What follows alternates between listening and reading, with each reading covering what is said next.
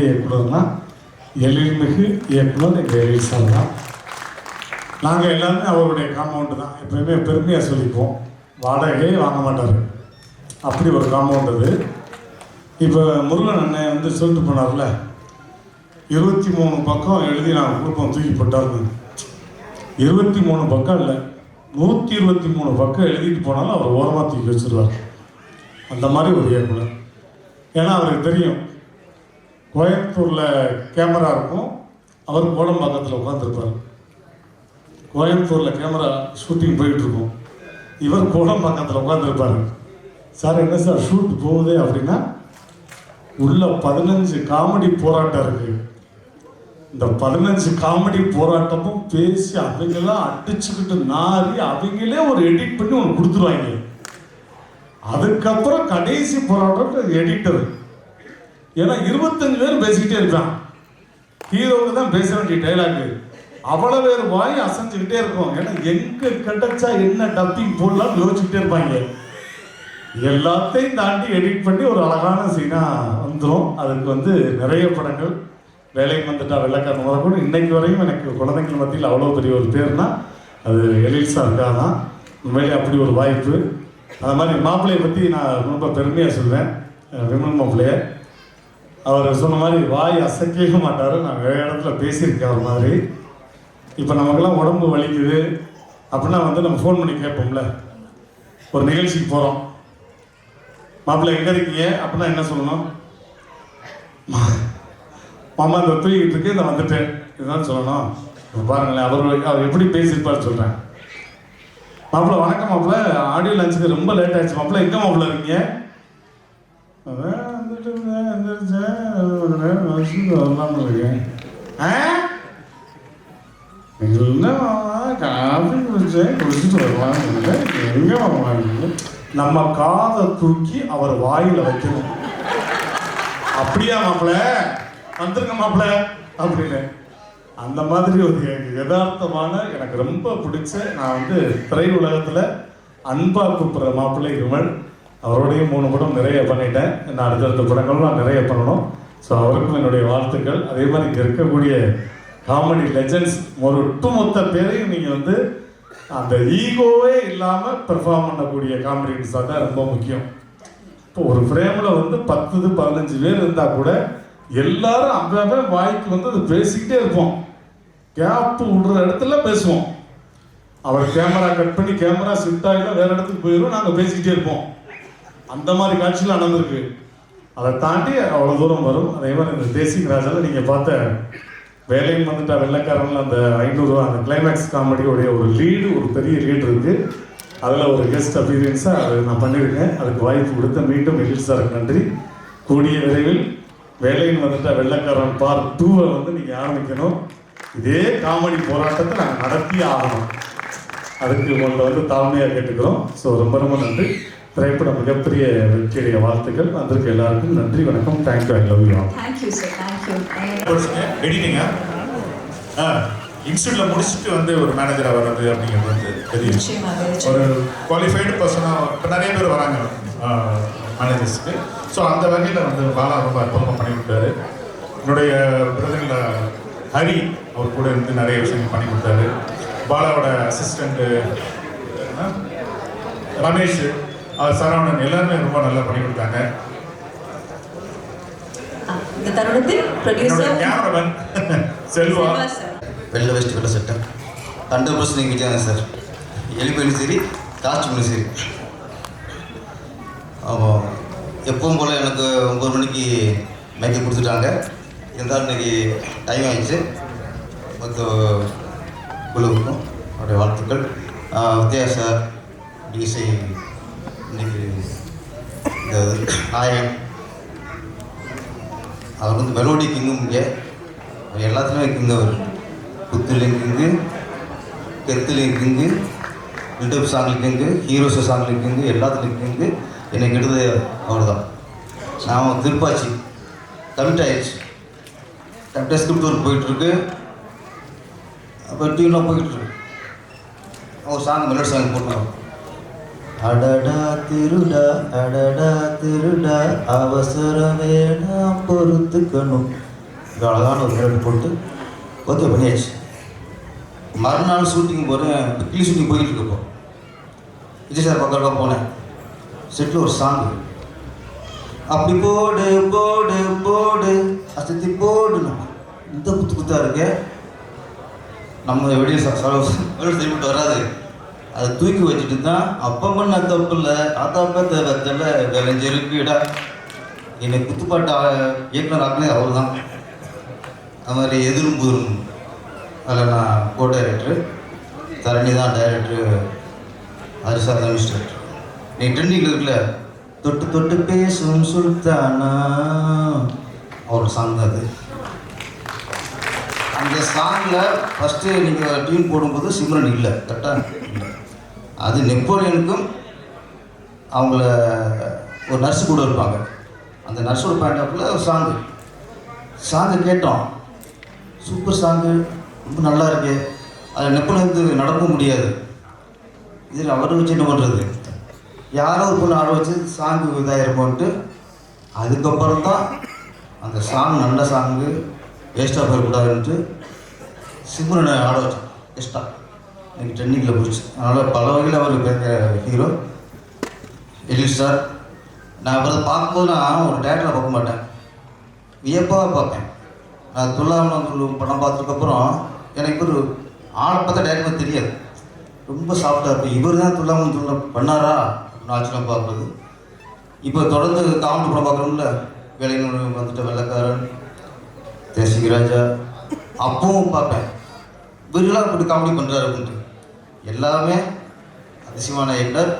டோட்டலாக நீ எல்லோரும் பேசும்போது ஒன்று ஒன்று பிடிச்சி வச்சு டோட்டலாக இவர் எனக்கு ஆப்போசிட்.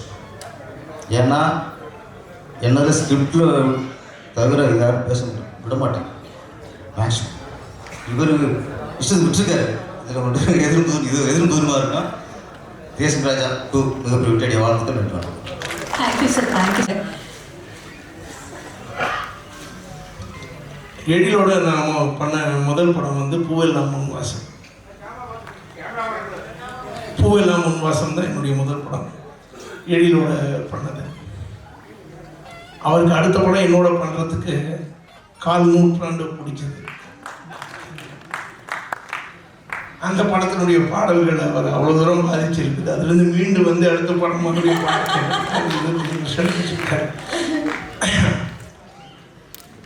அவர் பெரிய என்ன சொல்றது, நல்ல இசை ரசிகர். அவருடைய படங்கள் எல்லாமே, அதாவது பூவெல்லாம் முன்வாசம் பார்த்தீங்கன்னா தெரியும் உங்களுக்கு. அவருடைய அந்த காலத்து படங்கள் எல்லாமே, அந்த பிகினிங் ஸ்டேஜ் அவர் பண்ணது எல்லாமே வந்து ரொம்ப ஃபேமிலி ஓரியன்ட், ரொம்ப அழகான ஃபன் ஃபிலிம்ஸ், ஃபேமிலியோடு பார்க்கக்கூடிய படங்கள். அப்போ எனக்கு வந்து இது வந்து அதிரடியாக இருந்தது இந்த படம் தேசிங்கராஜா பார்க்கும்போது. ஏன்னா நான் பார்த்த எழிலுக்கும் இந்த படத்தினுடைய எழிலுக்கும் நிறைய வித்தியாசம் இருக்குது.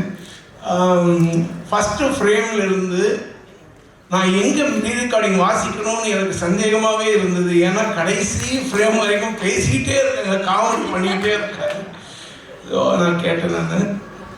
அண்ட் விமலோட எனக்கு I think this my second film கரெக்டாக. நம்ம கருப்பண்ணி படம் பண்ணியிருக்கோம். ஜெனரோட such a nice artist. And இந்த படத்தின் மூலமாக அறிமுகமாக இருக்கும் ஜனாவா. Yes. And all the cast and crew எல்லாருக்குமே என்னுடைய மனமார்ந்த வாழ்த்துக்கள். இந்த படம் ஒரு வெற்றி படமாக அமையும் என்று இறைவன். Beautiful sir. அண்ட் ஒரு சாங் ரொம்ப அழகு, எல்லா பாட்டுமே. பட் உங்களோட மெலடி டச் இருக்கக்கூடிய அந்த நிலா, மழை, எழில், அந்த எழில் அழகா இல்லை எழில் சாருக்கு ஒரு ரிமைண்டரா, அந்த 4 நூற்றாண்டுக்கு ஒரு ரிமைண்டரா? இல்லை, அந்த பாட்டு கம்போஸ் பண்ணும்போது அந்த வார்த்தை அப்படி வந்து விழுந்துருச்சு. அப்படிங்களா? ஆமாம். இப்போ நிலா, மழை, எழில் அப்படின்னு சொன்னோம். அது எழில் எதுக்கவே உட்காந்துருக்காங்க. அதனால எழில ரொம்ப எழிலாக வந்துருச்சு. அந்த பாடல் அழகாக வந்திருக்குது, அழகாக அமைஞ்சிருச்சு. ஸோ டிஜிட்டல் வந்ததுக்கு அப்புறம் இசையமைப்பது ஈஸி அப்படின்னு நீங்கள் சில மேடைகளை நீங்கள் சொல்லியிருந்திருக்கிறீங்க. நான் சொல்லலை, அப்படி நீங்கள் சொன்னதா சொல்லிட்டு இருக்கிறாங்க. அது உண்மையா? அதுவும் தப்பு. வேற யாரோ சொல்லியிருப்பாங்க. அதாவது மியூசிக் வாசிக்கிறது, அதாவது இந்த கீபோர்ட்ஸ் ப்ரோக்ராமிங்கு இதெல்லாம் வந்து எளிதாகி இருக்கலாம். கிரியேஷன்றது எளிது கிடையாது, அது தானும் உருவாக்கக்கூடிய ஒரு விஷயம். உள்ள இருக்கிறதா கிரியேஷன். ஸோ டெக்னாலஜி அதிகமானதுனால வந்து கிரியேஷன் அதிகமாகிடுன்றது கிடையாது, உள்ள இருந்தது தான் அப்படியே வர்றது இல்லையா? அண்ட் அது வந்து மற்ற என்ன சொல்றது, the technological development will aid in better sonorous quality, sound quality and better way or new way of sounds. இதுக்கெல்லாம் ஹெல்ப் பண்ணுமே தவிர கிரியேட்டிவிட்டிக்கு ஹெல்ப் பண்ணாது. அது இங்கிருந்து வர வேண்டியது இங்கிருந்து வர வேண்டியது. அதனால் வந்து டெக்னாலஜி வந்து but technology will keep improving, it is very good. அதை வந்து நம்மளுடைய கிரியேட்டிவிட்டிக்கு சேர்த்துட்டு எவ்வளோ அழகாக நம்ம கொடுக்கணுன்றது தான் ரொம்ப முக்கியம். பியூட்டிஃபுல்லாக சொன்னீங்க சார், தேங்க்யூ. அந்த ஒரு அழகான ஒரு படைப்பு பற்றி நீங்கள் சொன்ன அந்த வார்த்தை. ஸோ நீங்கள் கிரியேட் பண்ணணும், என்ஹான்ஸ் பண்ணுறதுக்கு டெக்னாலஜி வில் ஹெல்ப் அப்படிங்கிறது தான் சார். உங்கள் மேலே இருக்கக்கூடிய ஒவ்வொரு கான்சர்ட்ஸ்லையும் நீங்கள் பார்க்குறீங்க, அதாவது இந்த ஆடியன்ஸ் அப்படியே இருக்காங்க இல்லையா, எப்போவுமே உங்கள் கூட பயணிக்கிறாங்க. What you want to say to them? அதாவது மாறா அன்பும் என்னுடைய பாடல்கள் மேல் அவர்கள் வைத்திருக்கக்கூடிய அந்த மோகம், அந்த காதல், அதை மனதில் தாங்கிக் கொண்டு அவருடைய சிறு வயதிலிருந்து வளர்ந்து வந்து இப்போ கூட வந்து இந்த ஜென்ரேஷன் கூட அவங்க வந்து அதுக்கு ரொம்ப பாராட்டி அடிக்கடி வந்து கேட்கணும்னு ஆசைப்படுறதுல எனக்கு ரொம்ப சந்தோஷம் இருக்குது. காலம் கடந்து நின்ற பாடல்களை தந்த ஆண்டவனுக்கு நன்றி. இதே மாதிரி அழகழகான பாடல்கள் நீங்கள் எங்களுக்கு கொடுத்துட்டே இருக்கணும். நிறைய இதே மாதிரி படங்கள் நாங்கள் கொண்டாடிக்கிட்டே இருப்போம். Thank you so much for being here today. நன்றி. It's my pleasure to be on the stage. I once again wish all the best to the cast and crew of this film and I pray for the success of the film. இந்த படத்தின் வெற்றிக்காக நான் வேண்டுகிறேன். வணக்கம். Thank you sir, thank you. ரொம்ப சந்தோஷமாக இருக்குது இப்படி ஒரு அழகான ஒரு இசை வெளியீட்டு விழாவில். எங்கேருந்து ஆரம்பிக்கிறேன்னா தயாரிப்பாளர்லேருந்து நான் ஆரம்பிக்கிறேன். ஒரு அருமையான ஒரு தயாரிப்பாளர் இந்த படத்தை தரமாக தயாரிக்கிறது மட்டும் இல்லாமல் அதை அழகாக மக்கள்கிட்ட கொண்டு போய் சேர்க்குற அளவுக்கு பப்ளிசிட்டி நீட்டாக பண்ணுற வரைக்கும் அட்டகாசமாக பண்ணிகிட்டு இருக்கார் ப்ரொடியூசர் ரவிச்சந்திரன் சார். ரொம்ப சூப்பராக பண்ணுறார். அதாவது இந்த படம் வெறும் தரமாக உள்ளுக்குள்ள வரையும் தரமாக இருக்கணும், வெளியில் பப்ளிசிட்டிலையும் தரமாக இருக்கணும். உள்ள தரமாக இருக்கிறதுக்கு சில நேரத்தில் ஒரு சீன் எடுத்து முடித்ததுக்கப்புறமும் இதை விட இன்னும் பெட்டராக எடுக்கிறதா இருந்தால் என்ன பண்ணலாம் அப்படிங்கிற அளவுக்கு யோசிக்கிறாரு. எடுத்த சீனையே திருப்பி ரீஷூட் பண்ணுறது கூட கவலைப்படாமல் செலவழிக்கக்கூடிய ஒரு அற்புதமான ஒரு தயாரிப்பாளர். அது இந்த படத்துலையும் நடந்திருக்கு. ஸோ பார்க்குற மக்களுக்கு தரமான ஒரு படத்தை தரணும் அப்படின்னு நினைக்கக்கூடிய அற்புதமான ஒரு தயாரிப்பாளர்.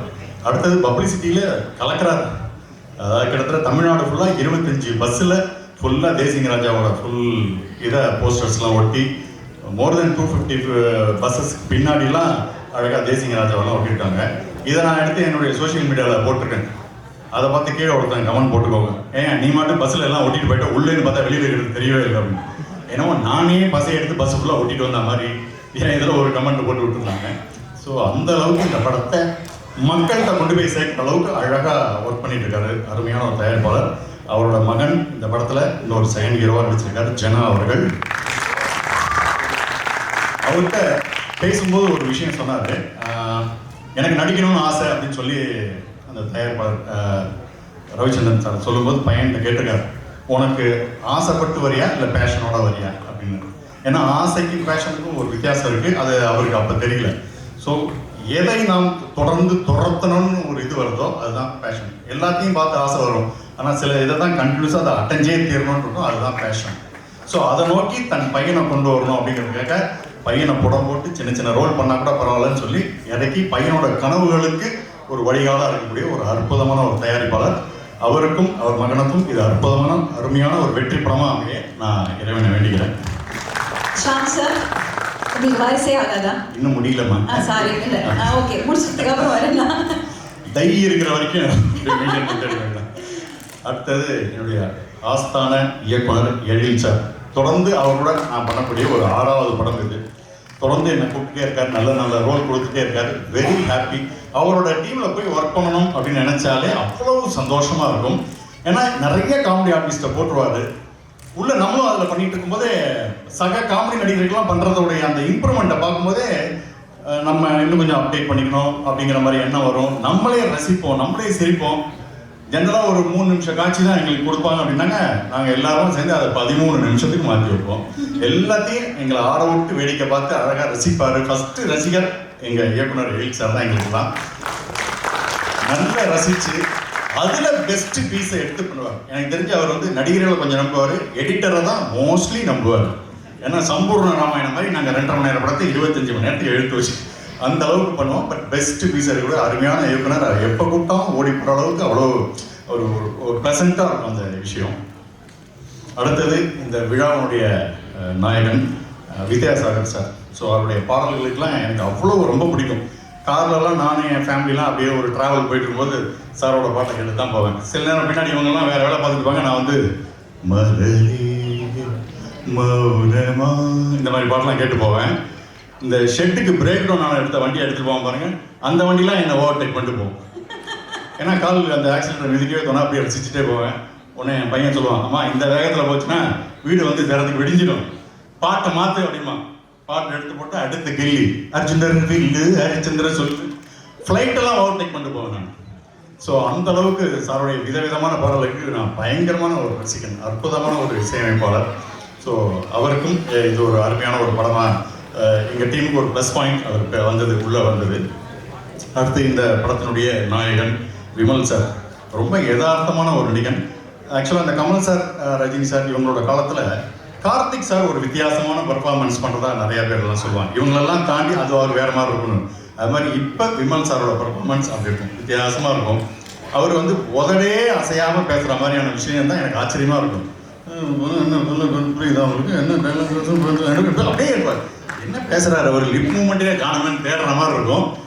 சப்போஸ் அந்த டைலாக்ல மாம்பழம்னு இருந்துன்னு வச்சுக்கலாம், டப்பிங்கில் வந்து சார் மாம்பழம் இல்லை சார் அது கொய்யா பழம்னா அவரோட லிப்பில் கொய்யா பழம்னு போட்டுக்கலாம், ஸ்ட்ராபெரின்னு கூட போட்டுக்கலாம். அந்த மாதிரி லிப் மூமெண்ட் எதுக்கும் சூட் ஆகிற மாதிரி ஒரு அழகாக சட்டிலான பர்ஃபார்மன்ஸு. அடுத்தவங்க நடிக்கிறது அவங்க வேலையை பாருங்க, நான் என் வேலையை பார்க்குறேன். அடுத்தவங்களை பார்த்து பொறாமப்படுறதோ அதுவோ கிடையாது. இவருக்கு ஏன் சார் சீனை ஏற்றிட்டீங்க, எனக்கு ஏன் சார் கம்மி, ஒன்றுமே கிடையாது. டைரக்டர் ஃப்ரெண்ட்லி ஆர்டிஸ்ட் அப்படின்னா விமல் சார் தான் நான் சொல்வேன். அற்புதமான ஒரு அவருடையும் தெரிஞ்ச ஒரு 3-4 படங்களுக்கு மேலே நடிச்சிட்டேன். இதுக்கப்புறம் எங்களோட மொத்த டீம் இருக்குது பாருங்கள், ஜாலியான ஒரு டீம். ரவிமரியா சார்லேருந்து புகழ்லேருந்து இன்னும் எத்தனை சாமியானந்த் சார், சிங்கமொழி சார் எல்லாம் எனக்கு பிடிச்ச ஃபேவரேட் ஆர்டிஸ்ட்டு. ஜென்ரலாக ஒரு படத்தில் ஹீரோ ஹீரோயினுக்கு கெமிஸ்ட்ரி ஒர்க் ஆகும் இல்லையா, இந்த படத்தில் எனக்கும் புகழுக்கும் ஒரு கெமிஸ்ட்ரி ஒர்க் அவுட் ஆகிருக்கு. அந்த அளவுக்கு எங்களோட காம்பினேஷன்ஸ். அவர் லேடி வேஷன் போட்டே நடிச்சிருக்காரு இல்லையா, இந்த படத்தோட 4வது ஹீரோயின் புகழ் தான். ஸோ நிறைய மெனக்கிட்டிருக்காரு புகழ். அவரோட சேர்ந்து நடிச்ச சீன்ஸ்லாம் ரொம்ப சுவாரஸ்யமாக இருக்குன்னு சொல்லிட்டு இருக்காங்க. அடுத்தது கேமராமேன் சார் செல்வா சார், அது என்ன சொல்கிறது, அனைத்து டேரக்டர்களுக்கும் ஃப்ரெண்ட்லி. அவர் கிட்டத்தட்ட எனக்கு தெரிஞ்சு 150 வருஷம் இருக்கீங்களா சார் சினிமாவில்? அவ்வளோ 40 வருஷம். Wow super. ஸோ எல்லா டேரக்டரும் ஃப்ரெண்ட்லியான ஒரு ஆர்டிஸ்ட் ஃப்ரெண்ட்லியான ஒரு கேமராமேன் அப்படின்னு சொல்லணும். ஸோ அட்டகாசமான குழு, அருமையான ஒரு படம், ஒரு ஃபன் ரைடான ஒரு படம். உள்ளே வந்தால் கொடுத்த காசுக்கு வஞ்சம் இல்லாமல் கலகலன்னு சிரிச்சுட்டு போகக்கூடிய அற்புதமான ஒரு படம். ஸோ கண்டிப்பாக நீங்கள் பார்த்தா திருப்தியாக இருக்கும். எனக்கும் இந்த படம் மூலிமா நல்ல பேரும் நினைக்கிறேன். பேச வாய்ப்படுத்த அனைவருக்கும் நன்றி. படத்தை தேர்தலில் வந்து பார்த்து ஒரு நன்றி. ஏதோ ஒரு வகையில் இந்த படத்தில் ஏதோ ஒரு ஒரு பாட்டை பண்ணியிருக்கிறாங்கன்னு எனக்கு தெரியுது. ஸோ அதை தான் உங்களோட அன்பாக இவ்வளோ நேரம் வந்து இந்த விழா உடனே பார்த்துருக்கீங்க. அதுக்கப்புறம் இந்த விழாவுக்காக நான் கொடுத்த உடனே வந்த பெப்சி தலைவர் செல்மணி சார் அவர்களுக்கும், இயக்குநர் சங்க தலைவர் உதயகுமார் சார் அவர்களுக்கும், செக்ரட்டரி பேரரசு அவர்களுக்கும் என்னுடைய நன்றியை தெரிவித்துக் கொள்கிறேன். நிறைய பேர் இந்த விழாவுக்கு வந்திருக்கிறீங்க.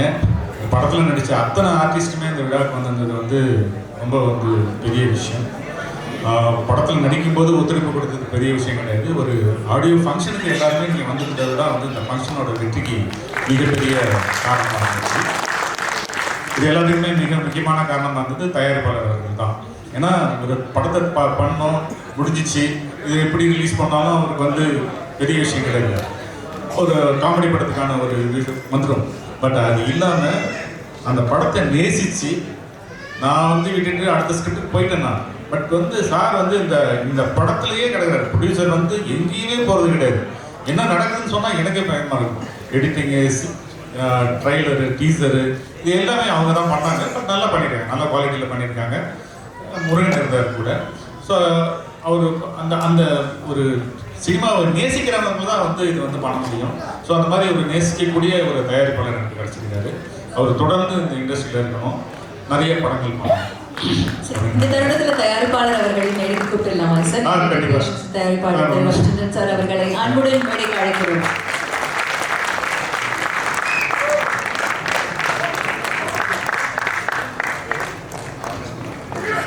நீங்க 2 வார்த்தை பேசிடுறீங்களா? ஒரு அற்புதமான தயாரிப்பாளர் தமிழ் இண்டஸ்ட்ரி கிடைச்சிருக்கிறாரு. இன்னும் வந்து ஸ்டாண்ட் பண்ணணும், நல்ல நிறைய படங்கள் பண்ணணும்னு வாழ்த்துக்கிறேன். மற்றும் இந்த படத்தில் வந்து படத்தோட ஹீரோ விமல் சார் பற்றி நான் பேசி ஆகணும். ஏன்னா வந்து என்னுடைய தேசிங்க ராஜா படத்தோட வெற்றிக்கு மிக முக்கியமான காரணமாக இருந்தது வந்து விமல்ஜி. இந்த படத்தோட வெற்றிக்கும் அவர் தான் காரணமாக இருப்பார். ஏன் அப்படின்னா இவ்வளோ இந்த படத்தில் வந்த ஆர்டிஸ்டோட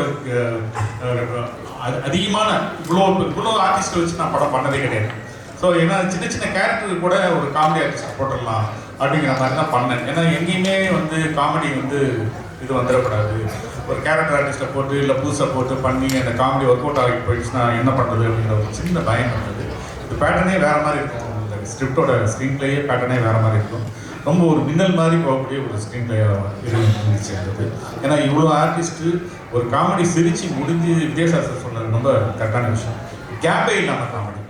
ஸோ இவ்வளோ ஃபாஸ்ட்டாக கட்டிங் வந்துருக்கு இந்த படத்தில், வேறு வழி இல்லை, அவ்வளோதான். ஏன்னா வந்து வந்தீங்கன்னா பார்த்தீங்கன்னா சிரிச்சிங்கன்னா ரசிங்கன்னா போயிட்டே இருக்கீங்க, அவ்வளோ ஸ்பீடாக இருக்கும் அந்த படம். அந்த மாதிரி வந்து இந்த காமெடி ஒர்க் அவுட் ஆகிருக்கு. ஸோ எல்லா காமெடி ஆர்டிஸ்ட்டையும் ரவீந்திரியா, புகழ், சாம்ஸ்ஜி,